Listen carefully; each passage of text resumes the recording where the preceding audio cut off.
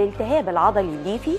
معظم المرضى بيكونوا من السيدات. وايه اللي بيحصل في الفايبروميالجيا؟ بشخص الحالات ازاي؟ اهلا بيكم، معاكم الدكتوره دعاء صلاح عطا، استاذ واستشاري اول للروماتيزم والمفاصل والمناعه. هنتكلم النهارده عن مرض الفايبروميالجيا او الالتهاب العضلي الليفي.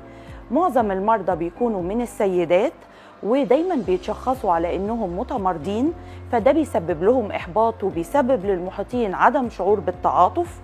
بالنسبه للفايبروميالجيا اهم الاسباب المقترحه هو التعرض للضغوط النفسيه المزمنه. وايه اللي بيحصل في الفايبروميالجيا؟ ان الاعصاب اللي شايله الاحساس بالالم وبتنقله للمخ بيحصل فيها تغيير، فبتبالغ بالاحساس بالالم وبيوصل للمخ اشارات كتيره مزعجه في نفس الوقت من اماكن متفرقه في الجسم ان كلها حاسه بالالم في نفس الوقت.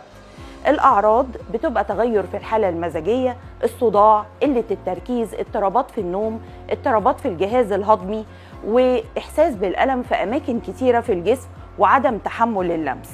بشخص الحالات ازاي؟ بشخصها بنقاط الالم، ودي بتكون بفحص الطبيب. الاشعه والتحاليل بتطلع سليمه، لكن لازم استبعد الامراض التانيه اللي لها تشابه في الاعراض زي نقص الفيتامين دي او اضطرابات الغده الدرقيه.